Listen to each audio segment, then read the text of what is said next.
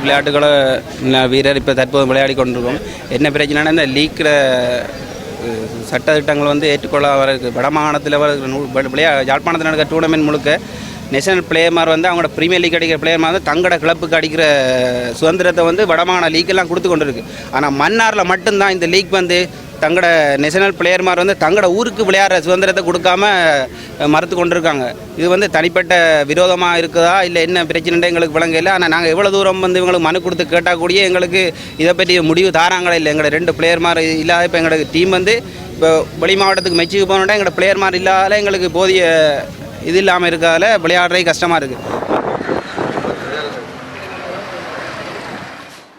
அரசாங்க அதிபர் கச்சேரி மன்னார் ஐயா, மன்னார் மாவட்ட உதயபந்தாட்ட சம்மேளனத்தின் பிழையான செயற்பாடுகள் தொடர்பாக எமது கழகம் 50 வருடங்கள் கடந்த பழமையான திறமையான மாவட்டத்திற்கும் மாகாணத்திற்கும் தேசியத்திற்கும் பெருமை சேர்த்த ஒரு கழகமாக திகழ்கிறது.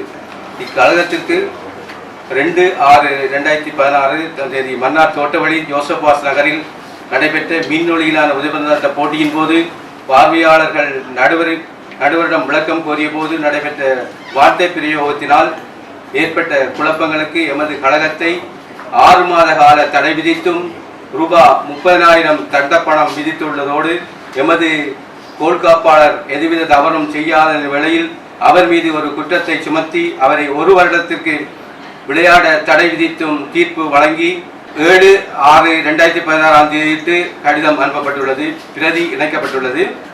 மேலும் விளையாட்டு வீரர்கள் வெளி மாவட்டங்களில் இணைந்து தமது விளையாட்டு திறமையை தேசிய ரீதியில் வளர்த்து தமது பொருளாதாரத்தை மேம்படுத்தி வரும் இக்காலகட்டத்தில் இச்செயலானது எமக்கு மன வேதனையையும் தருகிறது.